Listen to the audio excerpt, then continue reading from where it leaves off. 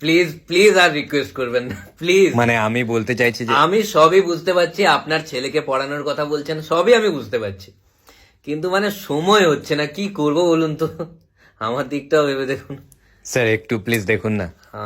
বিপদে ফেলে দিলেন আসলে, মানে ক্লাস 11-এর যে ব্যাচটা ফুল হয়ে গেছে। স্যার আর একজনও হবে না? আমার মানে আপনি এত রিকোয়েস্ট করছেন, মানে আসলে ওদের ব্যাচের সবাই অনেক আগে থেকে আমাকে বলে দিয়েছিল আর কি। মানে ধরুন ক্লাস 5-6-এ যখন পড়ে তখন থেকে বলে রেখেছিল ওদের বাবা মা। মানে ওদের বাবা মা যখন ক্লাস 5-6-এ পড়তো, এত ক্রেজ আমার কাছে পড়ার। মানে আমার ব্যাচে এত স্টুডেন্ট হয়ে যায়, এত ভিড়, মাঝে মাঝে স্টুডেন্টরা ঢুকতে পারে না। স্টুডেন্ট কি, মাঝে মাঝে আমি নিজে ঢুকতে পারি না, স্টুডেন্টরা নিজেদের মধ্যে পড়ে বাড়ি চলে যায়। বসার জায়গা থাকে না, একজন আরেকজনের কাঁধে উঠে বসে, ওখানেই পড়ে। কতবার হয়েছে আমি স্টুডেন্টের কাঁধে উঠে বসে পড়িয়েছি। কি করব, ক্রেজ এত, মানে কিছু করার নেই না। মাঝে মাঝে ছুটি দেওয়ার সময় সিভিক ভলেন্টিয়ার ডাকতে হয়, শুনছি কিছুদিন পরে র্যাফ নামাতে হবে।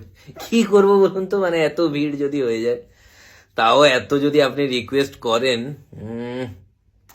ঠিক আছে, আপনার জন্য একটা ভালো খবর আছে।